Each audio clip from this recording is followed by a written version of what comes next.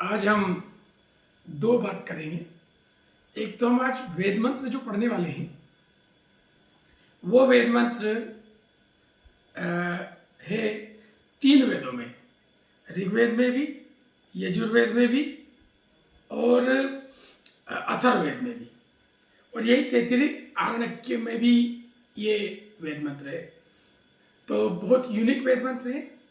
इस वेद मंत्र से समाज कई भागों में बढ़ गया और एक बहुत बड़ी कुप्रथा इसका गलत अर्थ समझ लेने से हो गई। समाज कोई छुआछूत की जो चीजें चली, इसके आधार पर लोगों ने अर्थ अलग कर लिए। तो हम पहले वेद मंत्र से आज की शुरुआत करते हैं, फिर उसके बाद सफलता जो है वो संदिग्ध मानते हैं लोग कि मिल भी जाएगी या नहीं भी मिलेगी, जबकि सफलता जो है वो उतनी ही निश्चित है जैसे आप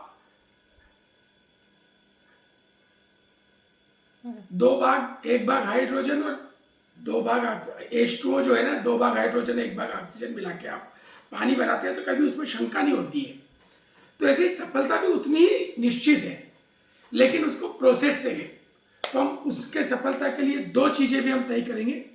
पहली चीज, तीन बातें जिनको किसी भी प्रोजेक्ट में, चाहे वो पर्सनल हो, चाहे प्रोफेशनल हो, चाहे इंडस्ट्रियल हो, चाहे व्यावसायिक हो, जहां लागू करेंगे वहां हम सफल होंगे।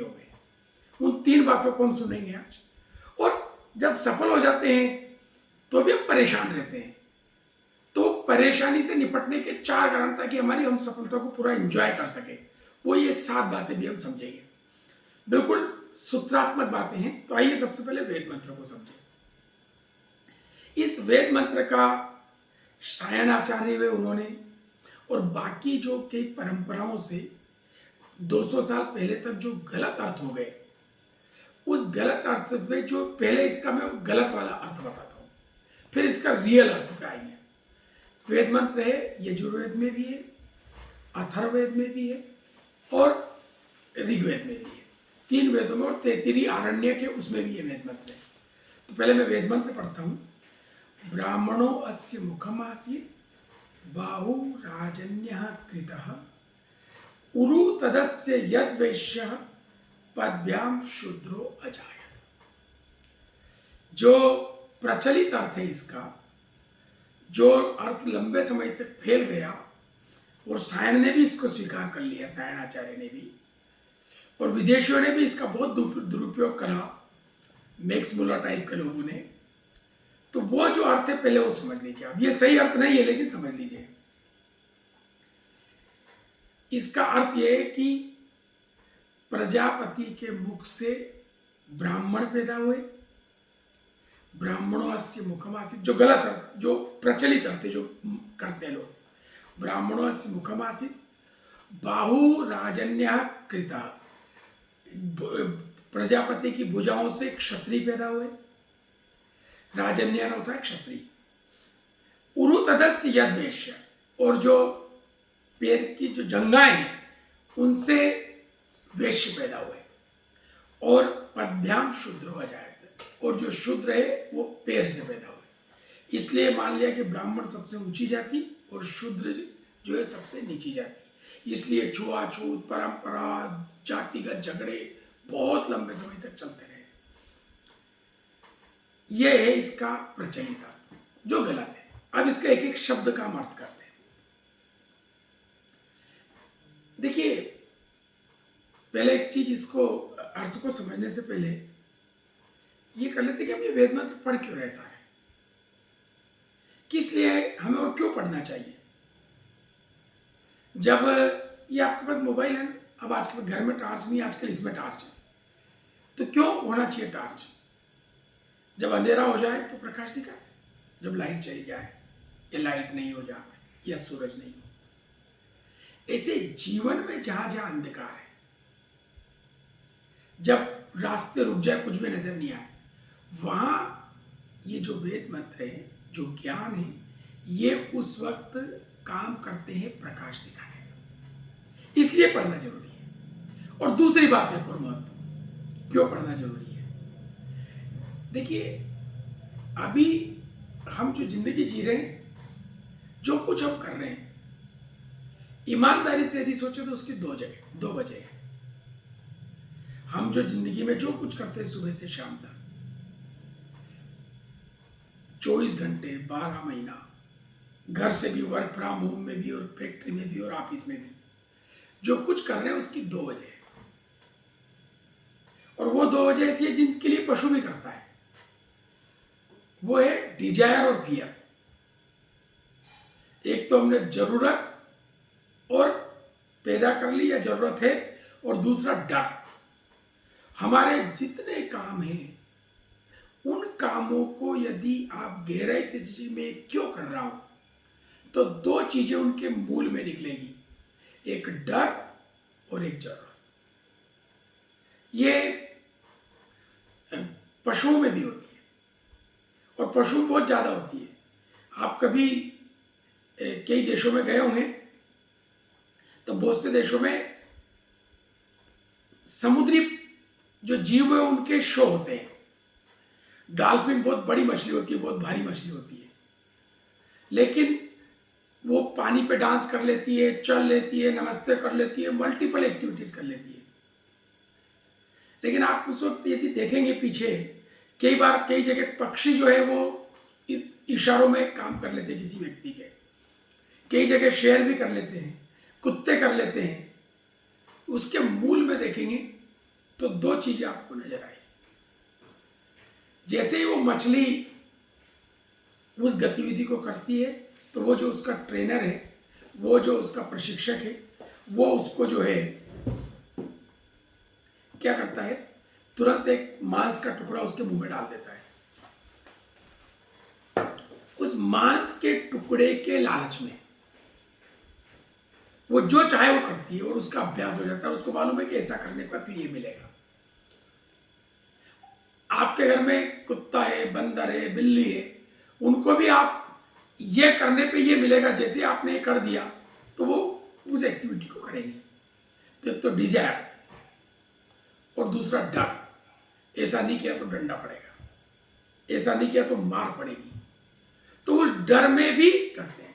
हम जो गतिविधि कर रहे हैं वो डिजायर और डर के भी, डिजायर और फियर की वजह से कर रहे हैं, जरूरत और डर की वजह से कर रहे हैं।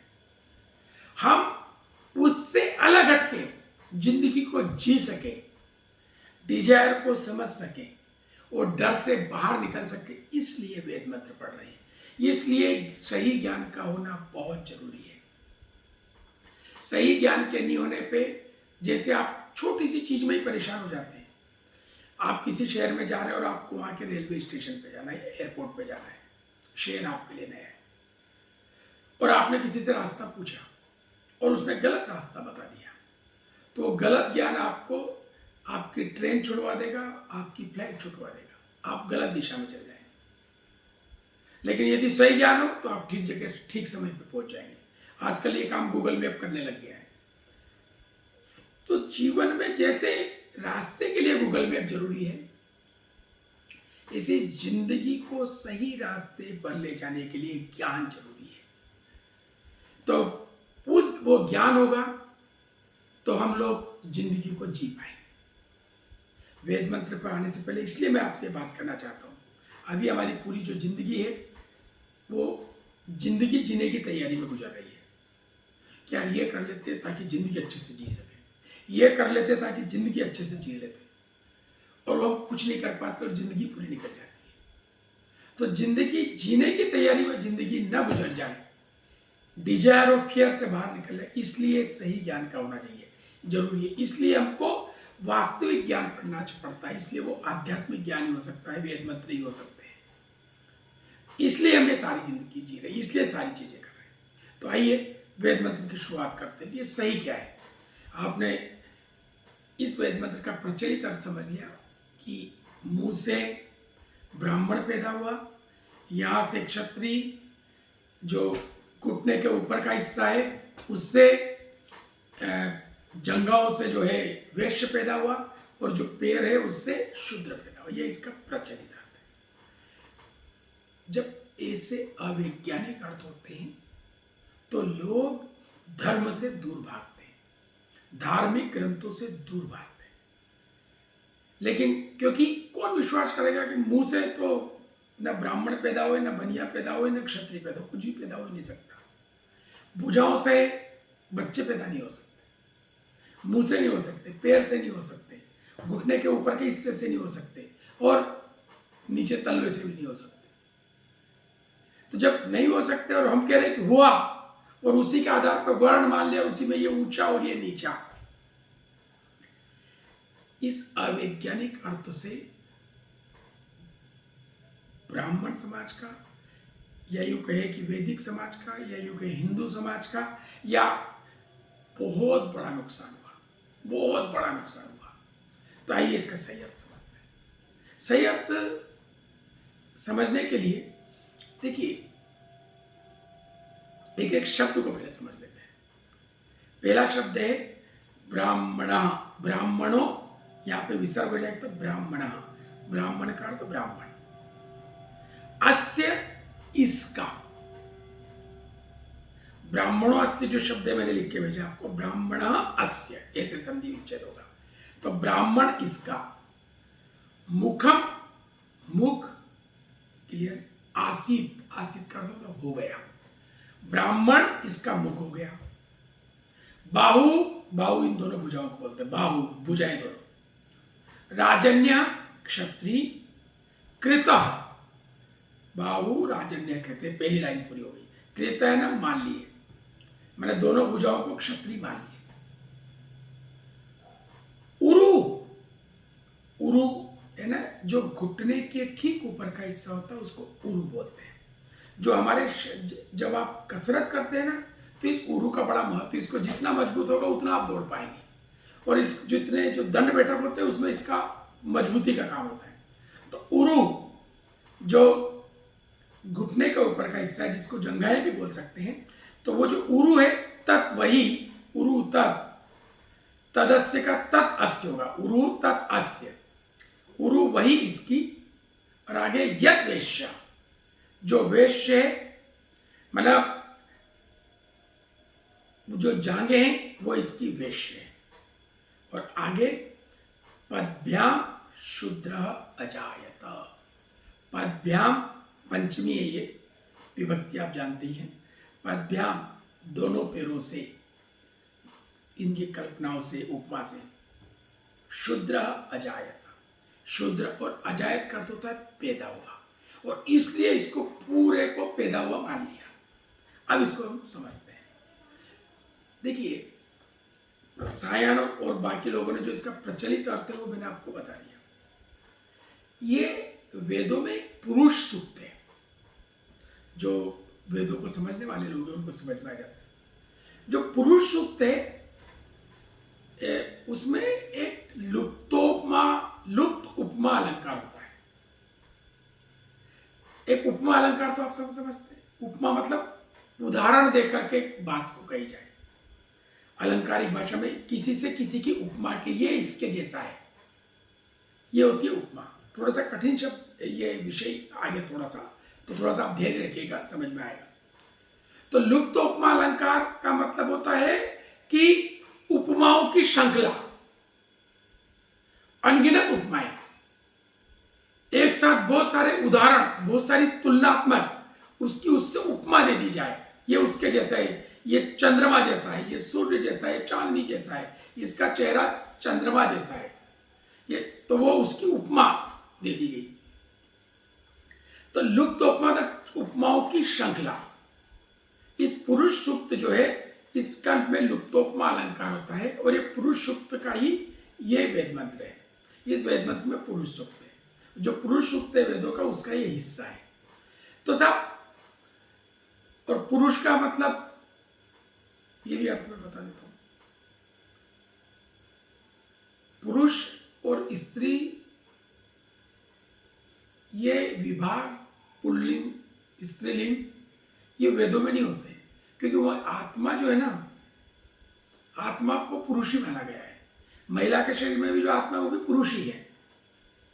पुरुष है जो जान निवास करता है, जो पुरी में निवास, जो इसमें निवास करता है वो पुरुष है, इसलिए आत्मा को पुरुष कहते हैं। तो इसमें इस वेद मंत्र में जो है ये पूरा उपमा अलंकार जो हो गया है। अब अपने एक एक चीज को इसको समझ लेते हैं। ब्राह्मण अस्य मुखम आसीत्, ये शरीर की एक उपमा लीजिए आप। समाज में 4 तरह के लोग हैं, तो उसमें शरीर का जो महत्वपूर्ण हिस्सा हो गया वो मुख हो गया। तो ऐसे ही समाज का महत्वपूर्ण जो हिस्सा होगा वो होगा ब्राह्मण अस्य मुखम आसीत्, ब्राह्मण इसका मुख होगा। इस समाज को एक शरीर मानो, तो इस उदाहरण है, उपमा है। शरीर मानोगे तो उसका जो सबसे महत्वपूर्ण हिस्सा है जो वो होगा ब्राह्मण, समाज का। ब्राह्मण कौन? जिसने जगदीश शर्मा के जन्म लिया वो ब्राह्मण नहीं। जिस जगदीश शर्मा ने जिसके यहाँ जन्म लिया वो ब्राह्मण नहीं। ब्राह्मण वो जो पढ़ने पढ़ाने का, समझाने का, रिसर्च करने का, ज्ञान बढ़ाने का, ज्ञान देने का काम करता है, वो ब्राह्मण है। किसके घर में पैदा हुआ इससे कोई लेना देना नहीं है, कहां से पैदा हुआ इसका लेना देना नहीं है। समाज की व्यवस्था के लिए 4 वर्णों में बांट दिया गया है। तो ये सिस्टम होता है ना, हम भी अपने घरों में, अपनी फैक्ट्री में क्या करते हैं आप, व्यक्ति की योग्यता, उसके गुण के हिसाब से उसको बांट देते हैं। जिस आदमी ने इंजीनियरिंग की पढ़ाई की उसको आप मार्केटिंग में नहीं लगाते, और जिसने मार्केटिंग की पढ़ाई की उसको आप इलेक्ट्रिशियन नहीं बनाते हैं, क्योंकि वो इलेक्ट्रिक का काम नहीं कर पाएगा। तो जिसमें जो गुण है उस गुण के हिसाब से आप उसको तय कर देते हैं। मैं गीता के एक श्लोक बताता हूं आपको। श्री कृष्ण जब अर्जुन को समझा रहे थे तो उन्होंने कहा था, चातुर्वर्ण्यम मया सृष्टम गुण कर्म विभागशः। चातुर्वर्ण्यम मया सृष्टम, सृष्टि मतलब इस संसार में 4 वर्ण, गुण कर्म विभागशः, तीनों में शह लगेगा, गुणशः कर्मशः विभागशः। गुण कर्म और विभाग के हिसाब से 4 वर्णों में बांटना चाहिए लोगों को, तो ही समाज बन पाएगा। तो जो पढ़ने पढ़ाने का काम करते हैं वो समाज का, यदि समाज को एक शरीर मानेंगे तो महत्वपूर्ण हिस्सा हो गया वो ब्राह्मण। अब इस ब्राह्मण क्या, भी कोई पहलवान ने जन्म ले लिया तो वो फिर ब्राह्मण नहीं रहेगा, वो शर्मा जी नहीं रहेंगे, वो क्षत्रिय हो जाएंगे। तो जो पढ़ने पढ़ाने का काम करते हैं, जो ये सबसे महत्वपूर्ण है, जो रिसर्च करते हैं, जो खोज करते हैं, जिन लोगों ने कोविशील्ड, कोवैक्सीन, फाइजर, जितने भी वैक्सीन खोजी अभी कोविड की, वो सब ब्राह्मण है। और वो महत्वपूर्ण है इस कोविड के जमाने में। जो जो रिसर्च करते हैं, ब्राह्मणों अस्य मुखम आसीत्, जो रास्ता बताते हैं समाज को। ये आपका जो मोबाइल है ना, इसमें जो गूगल मैप है ना, वो ब्राह्मण है, आपको रास्ता बताता है। जो जीवन का रास्ता बताए, जो व्यापार का रास्ता बताए, जो सही रास्ता बताए, जो आपका टीचर है, जो आपको पढ़ाता है, वो भी ब्राह्मण है। जो माँ है आपकी, जब वो सही बात बताती है उस वक्त वो ब्राह्मण है। तो यदि ये शरीर है, ये समाज, तो इसका जो महत्वपूर्ण भाग है वो ब्राह्मण है। ब्राह्मण को महत्वपूर्ण भाग क्यों माना? यदि हमने सब कुछ अर्जित कर लिया, गाड़ी है, सिस्टम है, सब कुछ है, लेकिन रास्ता गलत है, तो जिंदगी में उल्टी जगह पहुंच जाएंगे। इसलिए ज्ञान बहुत महत्वपूर्ण है, और सही ज्ञान बेहद महत्वपूर्ण। यदि ब्राह्मण है तो सही ज्ञान ही देगा। तो ब्राह्मणों अस्य मुखम आसीत्, समाज का सबसे महत्वपूर्ण हिस्सा है वो ब्राह्मण है। और अर्थ भी यही कहता, ब्राह्मण अस्य मुखम आसीत्, ब्राह्मण इसका मुख हो गया। यदि ये जो समाज को, यदि हम एक शरीर माने, तो इसमें जो मुख होगा वो ब्राह्मण हो जाएगा। ब्राह्मण इसका मुख महत्वपूर्ण है। समाज में यदि सारे लोग विद्वानों के मार्गदर्शन में चलने लगेंगे तो गलतियां कभी नहीं होगी। यदि मेरा एक घर है, मैं परिवार में रहता हूं, और परिवार का सबसे महत्वपूर्ण व्यक्ति होना चाहिए जो सबसे ज्यादा ज्ञान रखता हो, जो समझा सके चीजों को, जो ठीक ढंग से कम्युनिकेट कर सके, जो सही रास्ते के बारे में परिवार को सही रास्ते पे ले जाने का सोच सके, तो वो परिवार का ब्राह्मण हो गया और वो सबसे महत्वपूर्ण होना चाहिए। तो समाज का महत्वपूर्ण हिस्सा, मुख्य समाज सबसे महत्वपूर्ण हिस्सा वो ब्राह्मण है। और बाहु राजन्य कृत, यदि जो शरीर है ना, इस शरीर का ये वाला हिस्सा हो गया महत्वपूर्ण, जो जिससे पूरा शरीर चलता है। ये एग्जाम्पल में लुप्त उपमा अलंकार है, उपमाओं की श्रृंखला है। तो यदि इस शरीर को माने तो सबसे महत्वपूर्ण हिस्सा ये हो गया मुख, क्योंकि सारा डायरेक्शन, ये जो हाथ हिल रहा है वो भी यहाँ के डायरेक्शन से हिल रहा है, यदि पैर चल रहे हैं तो वो भी यहाँ के डायरेक्शन से चल रहे हैं। सारा ये सब कुछ यहां से हो रहा है, तय यहां से हो रहा है। और फिर जो दूसरा सबसे महत्वपूर्ण हिस्सा होता है वो होता है भुजाएं। तो समाज में भी जो सबसे महत्वपूर्ण है वो है, फिर उसके बाद वो एक क्षत्रिय। तो बाहु राजन्य कृता, जो दोनों भुजाएं वो इसकी क्षत्रिय हो गई। यदि इसको शरीर मानेंगे समाज को, तो जो क्षत्रिय है, क्षत्रिय कौन? सिंह साहब क्षत्रिय नहीं, खाली चौहान साहब लग गया तो क्षत्रिय नहीं हो गए, ठाकुर साहब लग गए तो क्षत्रिय नहीं हो गए। शर्मा जी के घर में भी बेटा पैदा हुआ है या बेटी पैदा हुई है, और यदि वो अन्याय अत्याचारियों से देश के अंदर और देश की सीमाओं में रक्षा करती है, तो वो सब क्षत्रिय है। जो पुलिस में काम करते हैं वो भी क्षत्रिय है, सेना में काम करते हैं वो भी क्षत्रिय है, और मोहल्ले में कोई पहलवानी करके मोहल्ले वालों की रक्षा करता है वो भी क्षत्रिय है। भले वो वर्मा लगाता हो, भले वो रावत लगाता हो, कुछ भी लगाता हो, उससे कोई लेना देना नहीं है। या शर्मा लगाता हो, या दुबे जी लगाता हो, चौबे जी लगाता हो, या द्विवेदी लगाता हो, चतुर्वेदी लगाता हो, उससे कोई अंतर नहीं पड़ता है।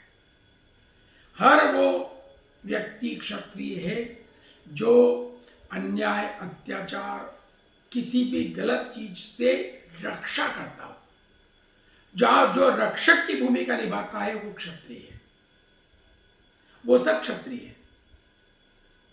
हर वो व्यक्ति क्षत्रिय है जो रक्षा करता है। यहां तक कि जो अभी आपकी इस कोविड से जो रक्षा कर रहे हैं चिकित्सक, वो सब क्षत्रिय है। वो एक वायरस से आपको बचा रहे हैं। तो चिकित्सक सारे के सारे क्षत्रिय है। जो वैक्सीन ढूंढने वाले वो सब ब्राह्मण है, भले वो कोई भी हो। तो वो सबसे महत्वपूर्ण, क्योंकि वैक्सीन नहीं होती तो लगाते क्या चिकित्सक, रेमडेसिविर नहीं होता तो लगाते क्या, क्या देना है ये तय नहीं होता तो लगाते क्या। तो ब्राह्मण हो गए, दूसरे नंबर पे क्षत्रिय हो गए। क्षत्रिय यदि ब्राह्मण के निर्देशन में चलेगा, मेरे हाथ यदि मेरे इस मस्तिष्क के निर्देशन में चलेंगे, तो इन हाथों से कभी गलत नहीं होगा, बहुत ताकत है इनमें। लेकिन मेरा जो मुख है, मेरा जो मस्तिष्क है, उसके मार्गदर्शन में चलेंगे तो ये लोगों का भलाई करेंगे। तो ब्राह्मणों से मुखमासित बाहु राजन्य कृता, जो भुजाएं हैं वो राजन्य कृत क्षत्रिय हो गई। अब कहां इसमें कि भुजाओं से पैदा हुआ, बाहु राजन्य कृता, ये तो कहीं है नहीं, कृता है ना, हो गया होता है, मान लिए गए, कृता मान लिए गए। तो बाहु राजन्य कृता, भुजाओं से हमने क्षत्रिय मान लिया। अर्थात जैसे शरीर में भुजाओं का महत्व है, वैसे समाज में क्षत्रिय का महत्व होना चाहिए। क्षत्रिय बहुत महत्वपूर्ण है समाज के लिए। अब फिर मैंने आपको बताया था अभी कि जब आप कसरत करते हैं तो जो आपका व्यायाम शिक्षक होगा वो आपको कहेगा कि ये जो घुटने के ऊपर का हिस्सा है बहुत मजबूत होना चाहिए। आप जो साइकिलिंग करते हैं, क्रॉस चैनल करते हैं, उससे यह हिस्सा ही मजबूत होता है, घुटने के ऊपर का, क्योंकि आपके पूरे शरीर का जो चलता है वो यहां चलता है। तो ये जो समाज चलता है ये व्यवस्थाओं से चलता है। ये जो व्यवस्था करने वाला है इसको वैश्य बोलते हैं। तो उरु तदस्य यद वैश्य, ये जो उरु जो जांघें हैं वही इसकी वैश्य है। समाज के जैसे शरीर है तो शरीर का महत्वपूर्ण हिस्सा जांघें हो गए, ऐसे ही यदि इस समाज को एक शरीर मानेंगे तो वो जो है जांघें वो वैश्य हो गई। जो घुटने के ऊपर का जो हिस्सा है वो वैश्य है। क्या है वैश्य? कौन है वैश्य? हम वैश्य को सामान्यतः व्यापारी मान लेते हैं। जो आदमी व्यवस्थाएं करता है, जो उत्पादन करता है वो भी वैश्य है। यदि कोई अनाज पैदा करता है तो वो भी वैश्य है, नहीं तो फिर कृषक और हिस्सा हो जाता ना। जो प्रकृति की चीजों को उपयोगी बनाते हैं और आप तक पहुंचाते हैं वो सब वैश्य है। प्रकृति में प्रदत्त जो पदार्थ है, प्रकृति में जितने पदार्थ हैं उनको हमारे लायक बनाते हैं वो सब वैश्य है। प्रकृति के पदार्थों को जैसे हम वैसे उपयोग नहीं कर सकते। कुछ पदार्थों को करते हैं लेकिन हम उनको संस्कारित करके उनकी उपयोगिता बढ़ा लेते हैं। चावल जैसे जो चावल की जो साल होती है, जैसा वो पैदा होता है वैसा हम उपयोग नहीं करते। पहले उसका छिलका निकालते हैं, फिर उसको पकाते हैं, फिर उसको खाते हैं, तो उसको संस्कारित कर लेते हैं। तो वो जो एक तो हमारे किचन में संस्कारित होता है और किचन से पहले हम तक जो पहुंचने की प्रक्रिया, जो उसको पैदावार को करने की है, वो सब वैश्य है। जैसे शरीर में घुटने के ऊपर का हिस्से का महत्व है, जिससे पूरा शरीर चलता है, शरीर का पूरा वजन झेलता है, शरीर को पूरा गतिमान बना के रखता है, वैसे ही समाज में वैश्य का महत्व है। तो ये जंगलों से पैदा हो गए तो कहीं आएगा। तो वैसे इस शरीर के इस पार्ट का महत्व, जैसे शरीर के वैसे समाज में वैश्य का मतलब, यदि हम वैश्य की उपेक्षा कर देंगे तो ये समाज नहीं चल पाएगा। तो इसलिए समाज में ब्राह्मण को सबसे महत्वपूर्ण मानिए, उसके मार्गदर्शन में क्षत्रिय चलेगा तो वो सही रास्ते पे जाएगा, वैश्य उसके मार्गदर्शन में जाएगा तो वो चीजों का सही उपयोग करेगा। प्रकृति में जो प्रदत्त चीजें हैं उनमें 3 चीजें हो सकती है। एक तो मिथ्या योग हो सकता है, एक अति योग हो सकता है, एक अयोग हो सकता है। तीनों गलत चीजें हैं। उसकी वजह प्रॉपर योग होना चाहिए। वैश्य उसमें योग करता है। मिथ्या योग कैसे? आपने घी में शहद मिला दी, जहर बन जाएगा। पपीते के साथ आपने दूध पिला दिया, नुकसान हो जाएगा। ये सारे मिथ्या योग है। तो उसको मिथ्या योग नहीं करना। हम जब पदार्थों का मिथ्या योग करते हैं तो समाज में नुकसान होता है। अति योग करते हैं, किसी चीज को किसी में ज्यादा डाल दो। खुद पे भी करके देख लो, बहुत अच्छी चीज है, बादाम बहुत अच्छी है, लेकिन 1 किलो खा लो एक दिन में, 3 दिन तक बीमार हो जाओगे। तो ना अति योग होना चाहिए और अयोग तो होना चाहिए कि आपको मिले ही नहीं। तो जो वैश्य है ये पदार्थों को समुचित बनाता है, ठीक करता है, उनकी गुणवत्ता बढ़ाता है। और गुणवत्ता भी सही ढंग से। अंगूर को 2 उपयोग कर सकता है। अंगूर से वो द्राक्ष बना सकता है, किशमिश बना सकता है, और अंगूर को सुखा कर, अंगूर सुखाएगा तो किशमिश बन जाएगा, अंगूर को सड़ाएगा तो शराब बन जाएगी। तो वैश्य यदि ब्राह्मण के मार्गदर्शन में काम करेगा तो फिर क्या करेगा? अंगूर को सड़ाएगा नहीं, सुखाएगा। इसलिए महत्वपूर्ण हिस्सा हो गया समाज का ज्ञान वाले लोग। क्षत्रिय हो गए, उनकी भुजाएं समाज को महत्वपूर्ण। फिर आ गए वैश्य जो संभाले, और इन सब की जो सहयोग करने वाले हैं। शूद्र कोई नीच जाति ऊंच जाति ऐसा बिल्कुल नहीं है। जगदीश शर्मा के घर में भी शूद्र पैदा हो सकता है और किसी के घर में भी ब्राह्मण पैदा हो सकता है। ये जातिगत नहीं होता, कर्मगत। जो लोग पढ़ नहीं सकते, पढ़ा नहीं सकते, ज्ञान नहीं कर सकते, आविष्कार नहीं कर सकते, जो लोग रक्षा नहीं कर सकते, अन्याय के विरुद्ध खड़े नहीं हो सकते तलवार लेकर के, लोगों को ठीक लाइन पे नहीं ला सकते, जो राज्य नहीं चला सकते, शासन व्यवस्था नहीं कर सकते, क्षत्रिय नहीं है। जो लोग चीजों का उत्पादन नहीं कर सकते, उन्हें बढ़ा नहीं सकते, उनका नया निर्माण नहीं कर सकते, उन्हें लोगों तक पहुंचा नहीं सकते, वैश्य नहीं। लेकिन इन सब में जो मदद करते हैं उनको शूद्र कहा जाता है समाज की व्यवस्था में। वो समाज में खराब नहीं है।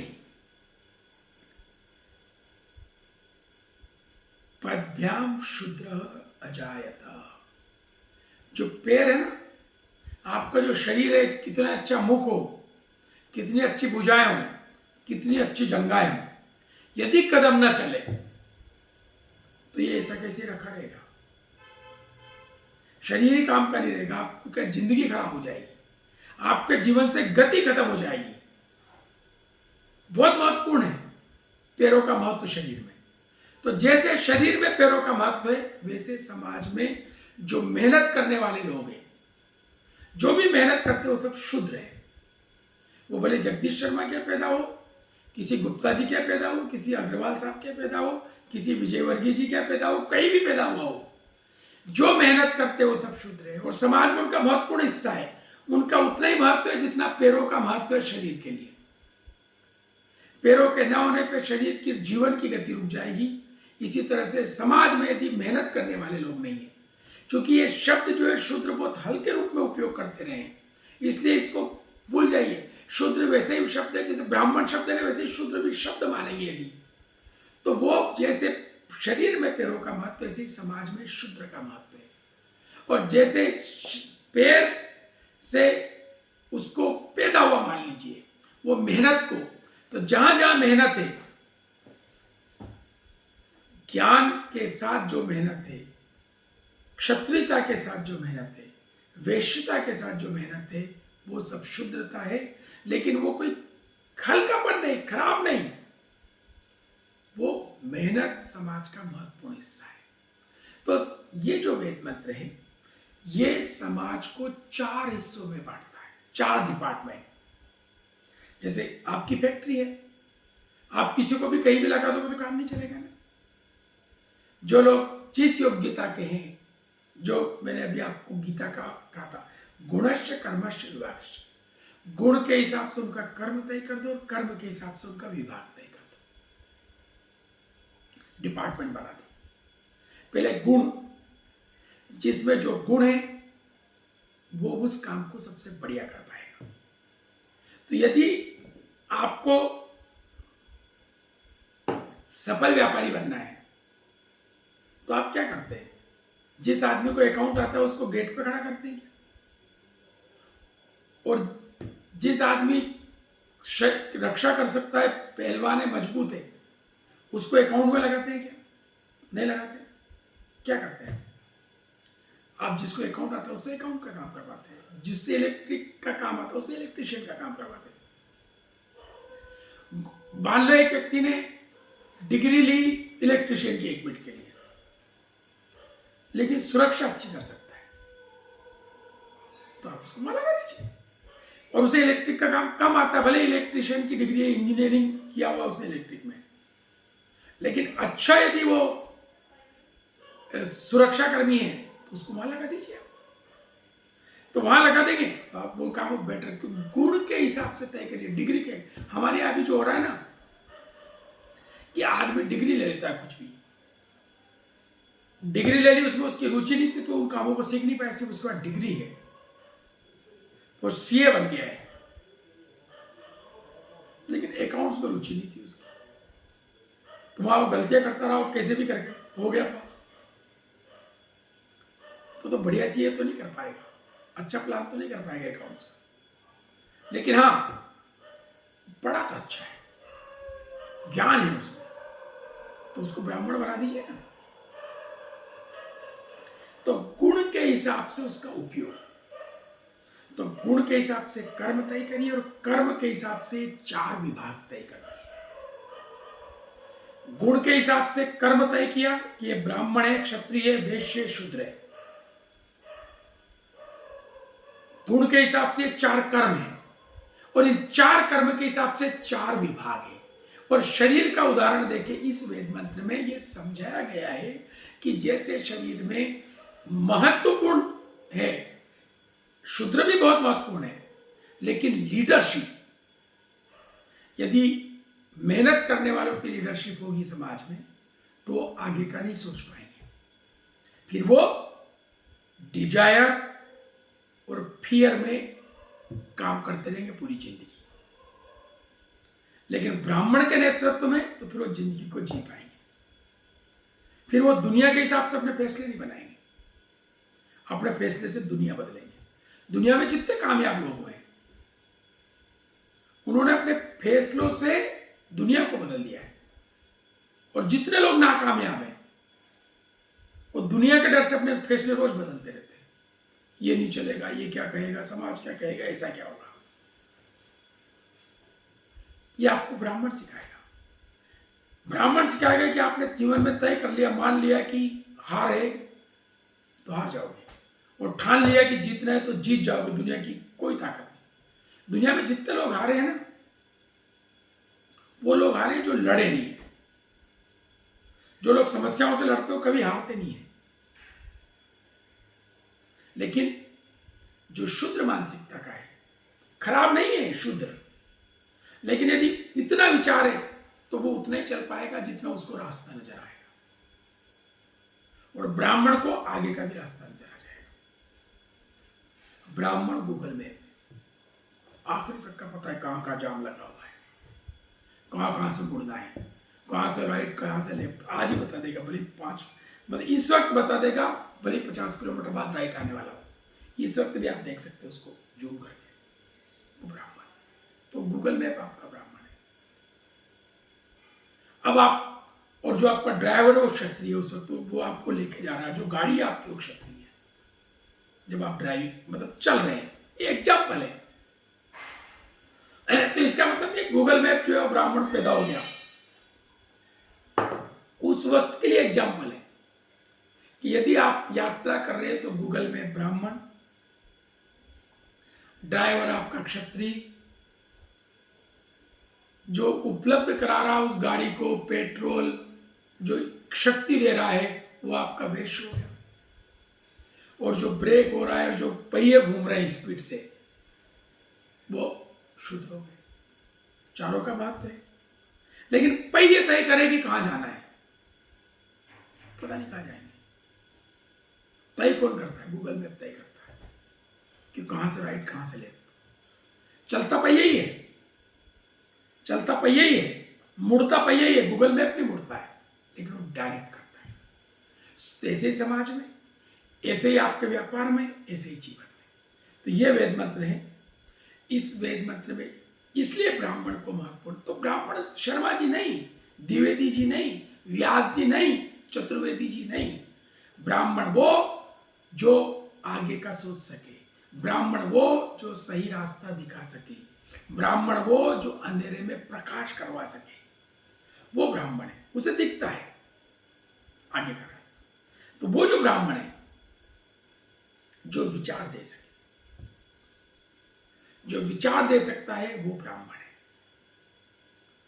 लेकिन विचार पे चलवा भी सके। तो इसलिए इस समाज का महत्व है। तो ये वेद मंत्र आपको जो 3 वेदों में है, ऋग्वेद में है, यजुर्वेद में, अथर्ववेद में है, जो तैत्तिरीय आरण्यक में है, वो वेद मंत्र जिसका प्रचलित अर्थ कुछ और था उसका हमने सही अर्थ आज समझ लिया। ब्राह्मणोस्य मुखमासीत् बाहुराजन्यः कृता उरु तदस्य यद वैश्य पद्भ्याम शूद्रो अजायत। अब आइए साहब, अब आते हैं हम सफलता पे। समय कम है, 7 चीजें समझना है। 21 मिनट अभी हमारे पास है। यदि कुछ अधूरा रहा तो अगले शनिवार को फिर समझेंगे। हम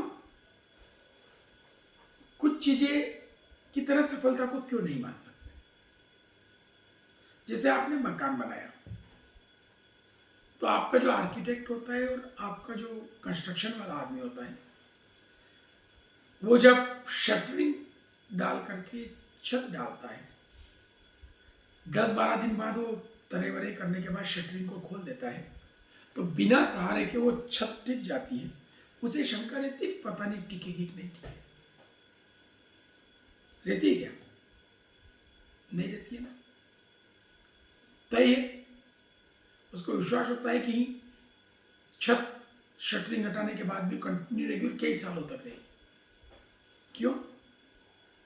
क्योंकि वो जो प्रोसेस है कि कितनी सीमेंट, कितना बजरी, कितना मिलाना और कैसे कितने दिन तराई करना, कैसे उसको मिक्सर को डालना, उस प्रोसेस को फॉलो करता है। नहीं करता है तो एक्सीडेंट हो जाएगा, किसी भी दिन गिर जाएगा। लेकिन यदि प्रोसेस फॉलो किया तो 100% सक्सेस है। कभी आटा है घर में, तो आपको कभी शंका हुई कि रोटी बनेगी कि नहीं बनेगी?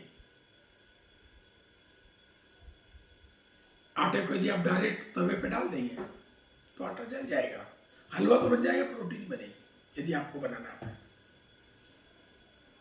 आटे से रोटी चाहिए तो क्या करना पड़ेगा? आटे को पहले गीला करना पड़ेगा, गूंदना पड़ेगा, फिर उसके छोटे छोटे लोहे बनाना पड़ेंगे, फिर आपको उस पर बेलना पड़ेगा, फिर उसको प्रॉपर प्रोसेस से सेकना पड़ेगा। रोटी को भी कैसे तवे पे डालना है और कैसे यदि फुलाना चाहते हो, पर कभी ऐसा होता है कि यार फूलेगी तो फूल जाएगी, नहीं फूलेगी किस्मत की बात है। तो जब रोटी बनाने में किस्मत नहीं चलती है, छत बनाने में किस्मत नहीं चलती है, जो आप चाहते हो जाता है, तो फिर सक्सेस में किस्मत क्यों? सक्सेस भी अब उतनी तय है किसी भी प्रोजेक्ट में, किसी भी काम में, जैसे ये चीजें तय है। फिर हम असफल क्यों हो जाते हैं? क्योंकि हम प्रोसेस को पालन करते। तो एक प्रोसेस जो है बहुत सरल, 3 पॉइंट का। एक महर्षि पतंजलि हुए, पतंजलि और रामदेव जी वाले नहीं, हाँ वो भी उनको फॉलो करते हैं, रामदेव जी भी पतंजलि को। तो महर्षि पतंजलि हुए हैं, उन्होंने एक दर्शन लिखा, 195 सूत्र लिखे, जिसका नाम है योग दर्शन। सिर्फ ये योग नहीं है साहब, ये योग नहीं है, ये तो योग का एक छोटा सा हिस्सा है।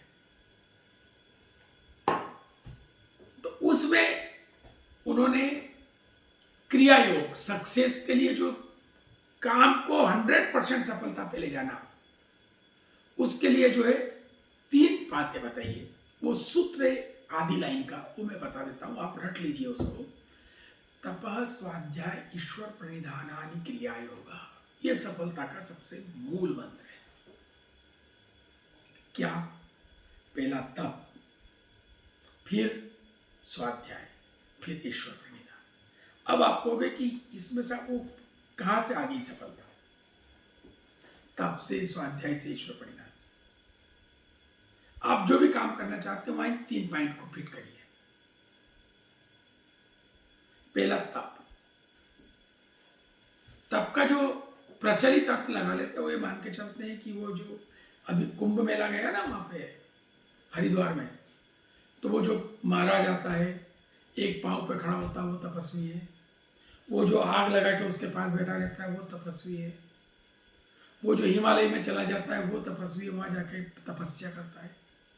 वो जो पानी में समाधि ले लेता है, वो तपस्वी है। वो जो दिन भर माला घुमाता रहता है, वो तपस्वी है। तप क्या है? दिन भर भूखे रहना तप है। तप क्या है? तप है जो आप काम कर रहे हैं, उस काम के करते हुए जो भी प्रतिकूल अनुकूल जो भी परिस्थितियां आए, उन परिस्थितियों से आप प्रभावित ना हो, वो तप है। यदि आप सड़क पे जा रहे हैं और किसी ने तेज हार्न बजा दिया और आप प्रभावित नहीं हुए, ठीक है, उपेक्षा कर दिया आपने, वो आपका तप है। आप कुछ भी, आप यहां से घर से निकले, 5 किलोमीटर आपको चलना है और रास्ते में जाम मिल गया, आप उससे प्रभावित नहीं हुए, फिर भी उसको सहन करके आगे निकल गए, वो तप है। तो जो तप है अब इसका आपको इस सफलता से क्या संबंध सर? और यदि ये करेंगे तब स्वाध्याय विश्व परिणाम तो हम 100% कैसे सक्सेस हो जाएंगे? कैसे हो जाएंगे? जब आप कोई प्रोजेक्ट पे काम करते हैं, जब आप व्यापार करते हैं, जब आप उद्योग डाल लेते हैं, कुछ भी करें, जब आप पढ़ाई करते हैं, मान लीजिए आपको पास होना है, तो धैर्य के साथ जिन परिस्थितियों को, प्रतिकूल परिस्थितियों को जो आप सहन करते हैं, अनुकूल परिस्थितियों पे आप जो बौखलाते नहीं है, बोराते नहीं है, खुशी में आप बोराते नहीं है, संकट में आप घबराते नहीं है, वो तप है। अब इसको पहले पड़ाव पे आप आराम करने नहीं बैठ गए और पहली कोई परेशानी आ गई तो आप घबराए नहीं। हम कई बार जो होता है ना कि छोटी सी कोशिश करी और छोटी गलती हो गई तो हम हार के घर बैठ जाते हैं, मुझसे नहीं बनेगा, अपनी किस्मत ही खराब। मैं आपको एक लाइन बताता हूं, यदि किसी व्यक्ति से गलती नहीं हुई है तो आप एक स्टाम्प पेपर पर लिख दीजिए कि इसने कभी कोई जिंदगी में कोशिश ही नहीं की है। जो कोशिश करेगा उससे तो गलती होगी, जो काम करेगा उससे तो गलती होगी। हाँ, गलती को रिपीट नहीं होने दे। जब गलती हुई तो वो इतनी समीक्षा कर ले, इतना स्वाध्याय कर ले कि हुई क्यों, और इतना प्लान कर ले कि आगे नहीं हो उसके लिए क्या करें। तो यदि हमको जीवन में सफल होना है, कुछ भी काम करना है, तो सबसे महत्वपूर्ण है वो तप, वो धैर्य, कि पहले दिन सफलता नहीं मिलती है हमको। जब आप नया व्यापार शुरू करते हैं तो शुरू के 2-3 साल आपको घाटा होता है, आपका ब्याज तक नहीं निकलता है, तो आप उसका प्लान कर लेते हैं। उसको घाटा नहीं बोलते, आप उसको इन्वेस्टमेंट बोलते हैं। फिर जब आपका घाटा आना बंद हो जाए तो आप बोलते हैं कि ब्रेक इवन आ गया। फिर उसके बाद आप प्रॉफिट में कन्वर्ट करते हैं। तो वो जो मानसिकता है, घाटे को इन्वेस्टमेंट मानना, फिर ब्रेक इवन तक जाना और फिर प्रॉफिट में लाना, वो तप है। तो जिसने ये कर लिया, जिसने मानसिकता बना ली कि ये तो हो गई, जो उस घाटे को सहन करने को तैयार नहीं, उसको वो प्रॉफिट आगे का मिल ही नहीं सकता, क्योंकि पहले दिन प्रॉफिट नहीं हो सकता उस व्यापार में, उस काम में। तब तक उसको घाटा कर रहा है घाटा, लेकिन वो बोलता है उसको इन्वेस्टमेंट है। जब आपका बच्चा है, पहले दिन वो बड़ा नहीं हो जाता है, आप कंटिन्यू उसको आगे बढ़ाते हैं, कंटिन्यू उसको शारीरिक रूप से, मानसिक रूप से, बौद्धिक रूप से कैपेबल बनाते हैं। तो वो जो परिस्थितियां, उनमें आप जो आपका धैर्य होता है, वो तब है। तो यदि सक्सेस चाहिए तो हमें सबसे पहले तपस्वी बनना पड़ेगा। जो प्रोजेक्ट है, जो काम है, उसको धैर्य पूर्वक स्वीकार करना तप है। अनुकूल परिस्थिति में बोराना नहीं, प्रतिकूल परिस्थिति में घबराना नहीं। दुनिया में बिजनेस इसलिए बंद हो जाते हैं, थोड़ा सा संकट आया, आदमी भाग के निकल गया। लेकिन तप है, यदि उसने पढ़ लिया, इस बात को समझ लिया, ये तो तप करना पड़ेगा। मैं भागू नहीं, मैं उसका प्लान करूं। जब प्रतिकूलता आ गई, मेरा प्रोडक्ट बंद हो गया, तो मैं कुछ नया करूं। तो इसलिए तप, जहां तप है वहां सक्सेस है। दूसरा, किसी का अच्छा चलता हुआ बिजनेस खत्म हो जाता। मैं आपको कुछ एग्जांपल देता हूं। चलते हुए बिजनेस खत्म हो गए, तो वो क्यों हो गए? स्वाध्याय की वजह से। स्वाध्याय 2 चीजें हैं, खुद का अध्ययन और हमारे मार्केट का भी अध्ययन। मैंने मार्केट को स्टडी किया नहीं, कि दुनिया जरूरत का स्टडी की नहीं और काम करते गया। खुद का कि मेरी जिंदगी का क्या हो रहा है, ये भी नहीं किया। दोनों सक्सेस के लिए। सफलता वो नहीं है कि आपके पास 5 करोड़ रुपए आ गए, सफलता है कि आप खुश भी हो गए साथ में जीवन में। 5 करोड़ आए और आपको टेंशन है, तो आप सक्सेस नहीं 100%, असफल है आप। तो ये जो दूसरा पॉइंट है वो है स्वाध्याय।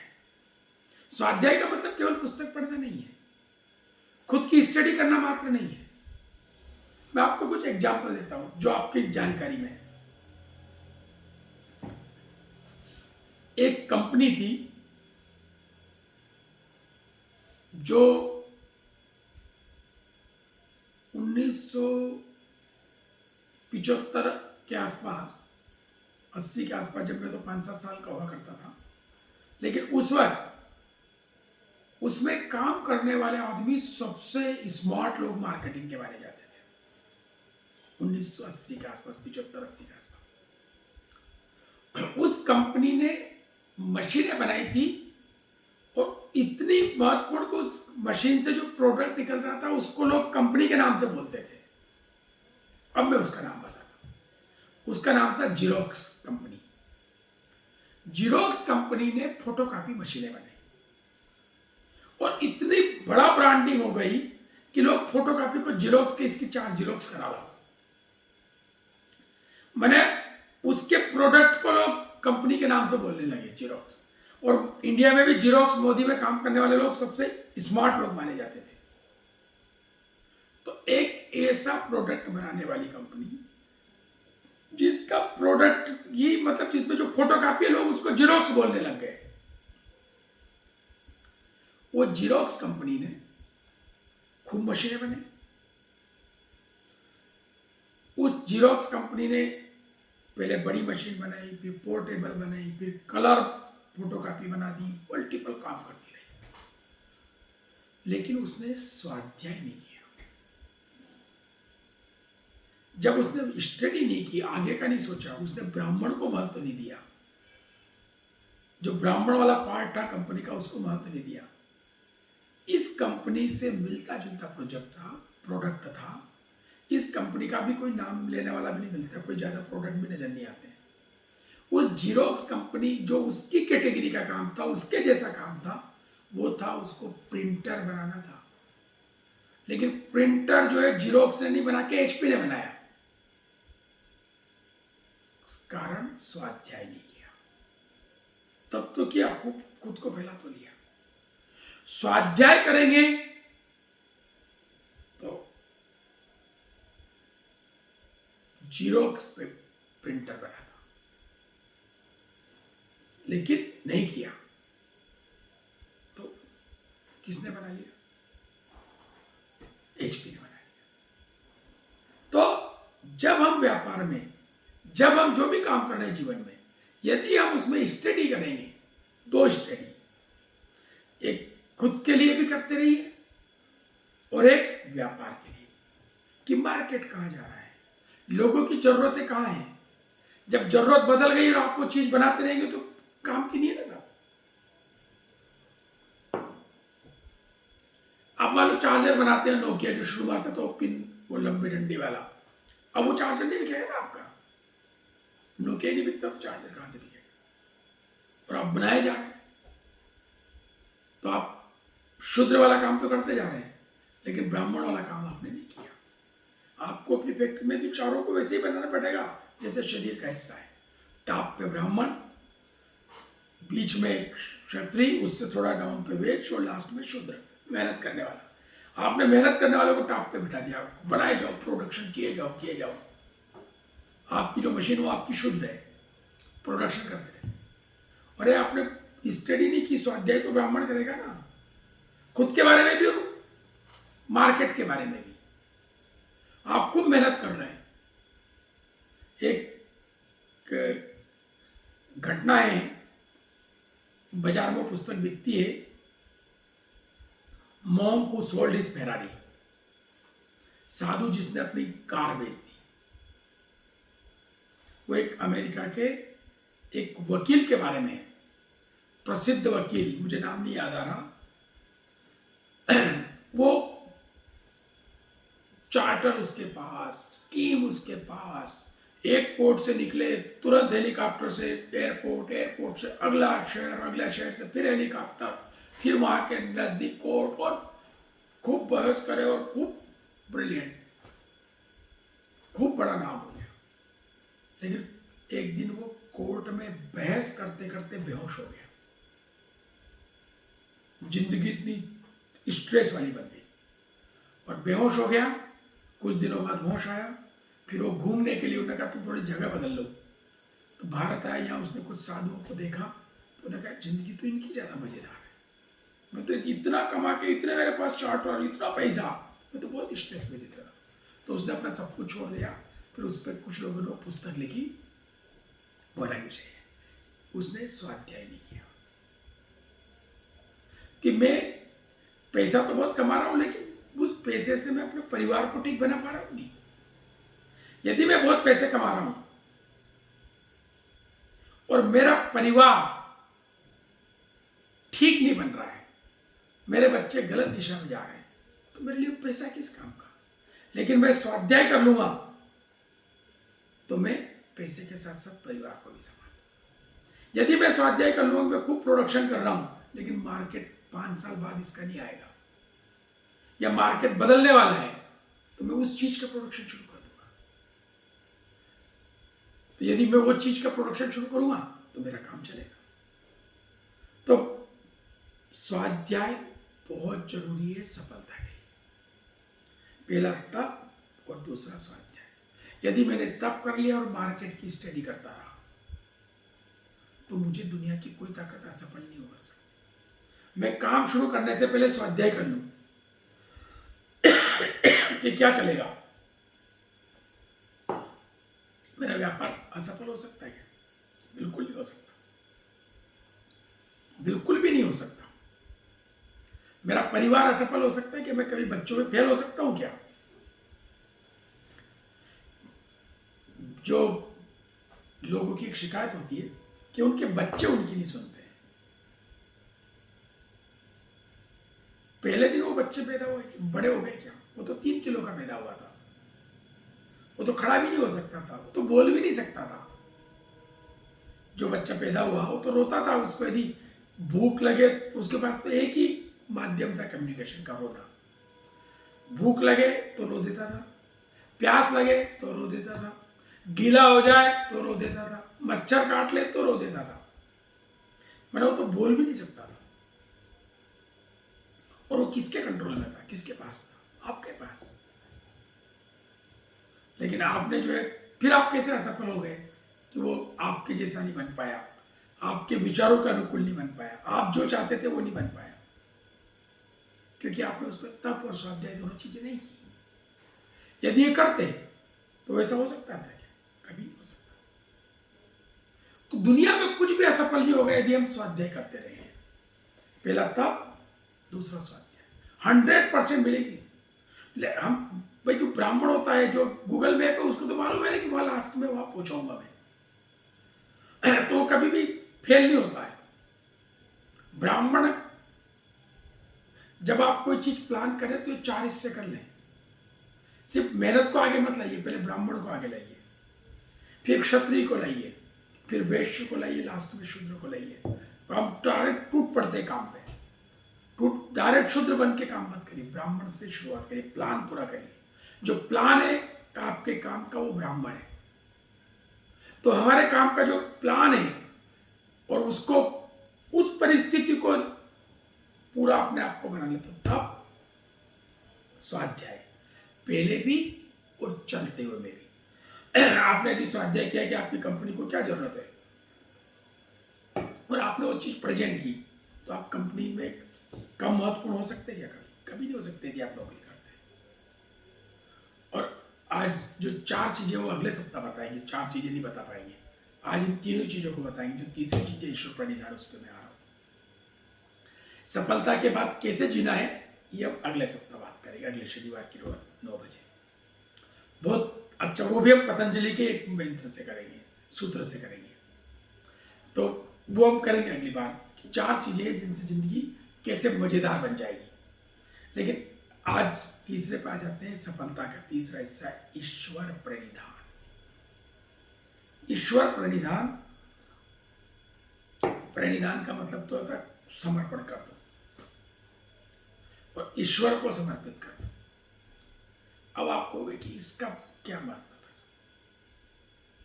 भगवान के भरोसे छोड़ दें, भगवान को समर्पित है, आप निपटा लो, या उनके हाथ जोड़ ले कि मेरी इसमें मदद कर दो और वो आ जाएंगे। क्या है, जब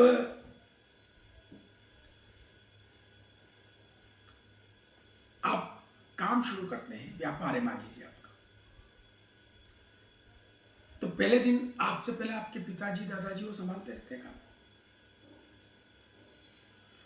और आप काम में जुड़ जाते हैं, तो आपको उस वक्त वो टेंशन नहीं होता कि फायदा होगा, घाटा होगा, काम होगा, पूरा नहीं होगा, क्या होगा, क्योंकि आप पिताजी को प्रणिधान करके चलते हैं कि वो उसकी चिंता पालते हैं। जब वो चिंता पालते हैं तो आपको टेंशन नहीं होता है, लेकिन जब आप पे आ जाए तो आपको टेंशन होता है। तो जब किसी बड़े को काम सौंप दिया जाए तो फिर सारी जिम्मेदारी उन पे आ जाती है। जब आप उनको सौंप देते तो जिम्मेदारी उन पे नहीं होती है, आपका आत्मविश्वास बढ़ जाता है। जब आपके साथ कोई है, आप कोई काम कर रहे हैं, शहर में यात्रा कर रहे हैं और शहर का घूम रहे हैं और शहर का एसपी आपका दोस्त है, तो आपको एक कॉन्फिडेंस आ जाता है। कुछ एसपी आपके साथ नहीं चलता है, आपको कॉन्फिडेंस आ जाता है कुछ भी गलत हुआ तो उसको फोन कर देंगे, वो हमें बचा लेगा या हमारी सुरक्षा के लिए तैयार। बस आपका जो कॉन्फिडेंस आता है उसकी दोस्ती से आता है। ठीक इसी तरह से सफलता में यदि ईश्वर प्रणिधान कर दिया, यदि भगवान को समर्पित हो गए कि भगवान है ना हमारे साथ, बस आपका कॉन्फिडेंस आ जाएगा। जैसे ही हमारे साथ कोई है, करना खुद को होता है सब कुछ, लेकिन वो जो आत्मविश्वास आता है वो इस बात पे आता है कि वो है ना, बस वो है ना, वो जो आत्मविश्वास है वो आपको असफल होने से रोकता है। जब आप कॉन्फिडेंस से किसी काम को करते हैं तो आपका काम शुरुआत में सफल हो जाता है। असफल वही काम होता है जिनमें कॉन्फिडेंस लूज कर जाते हैं। यदि कॉन्फिडेंस लूज नहीं करना है तो ईश्वर प्रणिधान, इसको अभी थोड़ा और डिटेल में जाना पड़ेगा क्योंकि आज समय हो गया है। तो इससे शुरुआत करके अगले शनिवार की एक वेद मंत्र तो हम समझेंगे, लेकिन उसके साथ साथ जो है इन चारों चीजों को, सफलता को कैसे एंजॉय करें, लेकिन उससे पहले सफलता की जो 3 चीजें, इसको थोड़ी और डिटेलिंग करेंगे हम, तब स्वाध्याय ईश्वर प्रणिधान की और अगले वेद मंत्र को समझेंगे। आपके साथ जुड़े। मेरा एक कहना है कि केवल सुनने से काम नहीं चलेगा। 1 मिनट की बात करके मैं बात करता हूं। विचार सुनने, पढ़ने और देखने से काम नहीं चलता है। इनके बाद एक क्वेश्चन खड़ा होना चाहिए हमारे मन में कि गलत है कि सही है, ये क्यों। जब क्यों खड़ा हो गया तो फिर आप करने को विचार पर चलने से जिंदगी बदलती है, विचार सुनने से जिंदगी नहीं बदलती है। बदलाव सुनने से नहीं आता है, सीखने से नहीं आता है, उसको करने से आता है। और करेंगे तभी जब उसमें इन्वॉल्व होंगे। क्वेश्चन खड़ा करना मतलब इन्वॉल्वमेंट है कि ये क्यों। तो जो हम बात करते हैं इस पर आप क्वेश्चन भी खड़ा करना शुरू करिए। जब करेंगे तो वो चीज पक्की होगी या उसके संदेह खत्म हो जाएंगे। और जब हम बात भी कर सकते हैं, आप मुझे प्रश्न भेज भी सकते हैं, और जब वो संदेह खत्म हो जाएंगे तो हमारी चीजें ठीक हो जाएंगी। बहुत बहुत धन्यवाद। ओम शांति, नमस्ते।